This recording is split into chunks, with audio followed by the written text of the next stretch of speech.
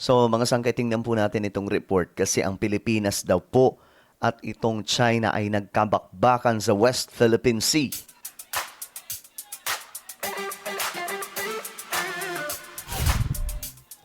Okay, mga sangkay, nagkaroon daw po ng matinding tensyon ang Pilipinas, no? At China sa West Philippine Sea at may maaksyon pong pangyayari. So tingnan po natin kung ano po ang naganap. Mga sangkay, tumitindi po itong gulo, no? At sana hindi po mantong sa mas delikado pang sitwasyon. Anyway, bago natin tingnan ito mga sangkay, sa mga hindi pa po dyan nakakapag-subscribe sa ating YouTube channel, makikita nyo po yung subscribe button sa baba ng video na to. I-click nyo lamang po yung subscribe, i-click ang bell at i-click nyo po yung all. Sa mga nanonood po sa Facebook, i-follow nyo po yung ating Facebook page. Alright, so ito nga po ang lumalabas na report ngayon. May mga information, mga sangkay na lumalabas na nagkaroon nga daw po ng habulan o bakbakan, mga sangkay, banggaan itong China at itong Pilipinas. So tingnan po natin mga sangkay kung papaano umabot sa ganong sitwasyon. Ito po yung ayan, mga sangkay, ito tingnan po natin. Binalita po ito sa international. Pero syempre, sa local natin, binalita din po ito mga sangkay. Yan, ito po, miyembro ng Philippine Navy. Uy, Navy pala ito mga sangkay, no? So matindi pa lang naging bakbakan. So tingnan po natin. Well, now Taiwan is reporting a sharp increase in Chinese Coast Guard and research vessel activity around the island. One clear example is of growing maritime tensions in the confrontation between China and the Philippines in the South China Sea. Ayan, ito po yun, mga sangkay. Ayan o. Grabe. Well, these are the So ito po, I think ito po yung mga mula po sa Chinese Coast Guard po ito. images released by the Philippines military. They appear to show Ayun, ito yung Philippine Navy. individuals on a boat identified by authorities as China Coast Guard personnel in a confrontation with the Philippines Navy members as Talagang matindi yung banggaan, no? second Thomas Shaw, or at the second Thomas Shaw. The Grabe. Philippines says one of its sailors was struck on the head with a wooden baton during the incident. China's Coast Guard, meanwhile, said it issued verbal warnings and took action against the Philippines personnel involved. So pumalag mga sangkay yung Pilipinas. Hindi po inatrasan itong China. Actually, dapat nga noon pa po itong mga sangkay, no? Tinuturuan na po talaga ng leksyon itong China. Kapag binubugahan tayo ng ang tawag dito, yung tubig, mga sangkay. Binobomba tayo ng tubig. Dapat ganun din po ang ginagawa natin sa kanila. Kasi ang Vietnam, ginagawa din po yan sa kanila, sa China. Wala namang gerang nagaganap, di ba? Ang Japan, ginagawa din po yan sa China. Kasi nanghihimasok sila sa teritoryo na hawak na po ng Japan and Vietnam. Ginagawa din po ng Vietnam, binubomba sila ng tubig. Same po sa ginagawa mga sangkay ng Vietnam. Laban po sa China. So, tayo lamang po ang lumalaban mga sangkay para sa ating teritoryo na hindi po tayo pumapalag mga sangkay pagdating po sa mga, halimbawa, dapat pag nakita natin na papalapit na ito sa teritoryo natin, lalong-lalo na po sa Palawan, Batanes area, dapat dyan palang mga sangkay, binubomba na ng tubig.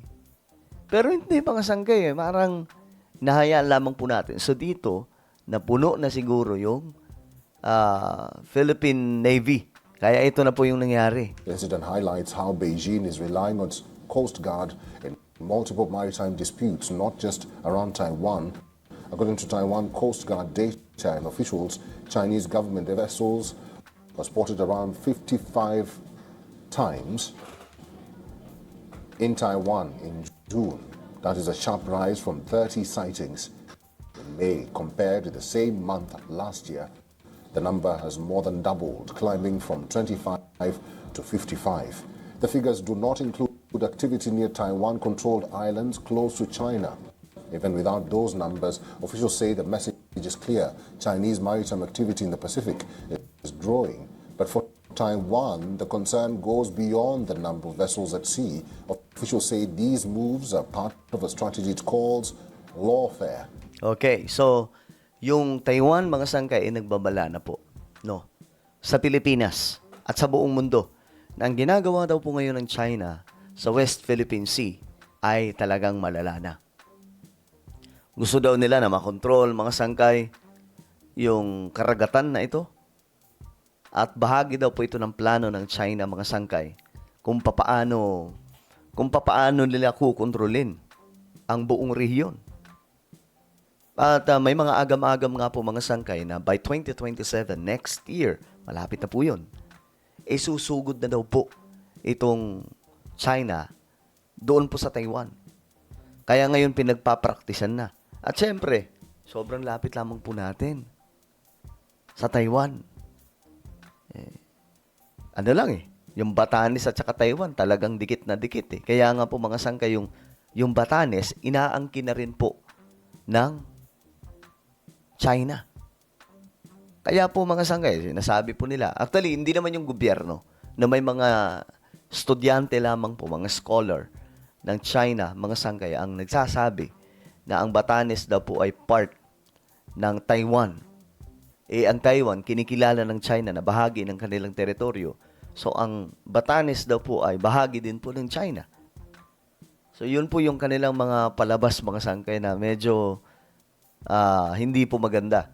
So, Taipei argues that China is using legal claims and maritime operations. so eto, mga sangkay, ito po ay mga Taiwanese, no? Coast Guard. At tingnan po natin, ito po ay naging banggaan ng Pilipinas at ayan, no? Tindi, no? Pumapalag, mga sangkay, pumapalag din talaga yung Pilipinas. Now, Eh. these are the images released by Kahit the Philippines ilan lang military. sila eh. They appear to show Tatlo, individuals on a apat boat lang. identified by authorities as China Coast Guard personnel. Bumalik pa, Confrontation with the Philippines Navy members as a second Thomas Shaw, or at the second Thomas Shaw. The Philippines Pumapalag din says talaga yung one of its Pilipinas, sailors was struck on the head with a wooden baton during the incident. China's Coast Guard, meanwhile, said it issued verbal warnings and took action against the Philippines personnel involved. The incident highlights how Beijing is relying on its Coast Guard in Okay, so yan po yung naganap, mga sangkay. Buti nga, bakbakan lamang po ng mga pamalo, no? Hindi po bakbakan ng mga kung anumang mga armas. Well, mga sangkay, ano po ang inyong opinion tungkol po dito? Comment down below. Huwag niyo pong kalimutan na i-subscribe yung ating YouTube channel. Meron din po tayong YouTube channel. Ito po ay Sangkay Revelation. Hanapin niyo po ito sa YouTube. Ngayon din, kapag nakita niyo na, i-click niyo po yung subscribe, i-click ang bell, at i-click niyo po yung all. Ako na po ay magpapaalam. Mag-iingat pong lahat. God bless everyone.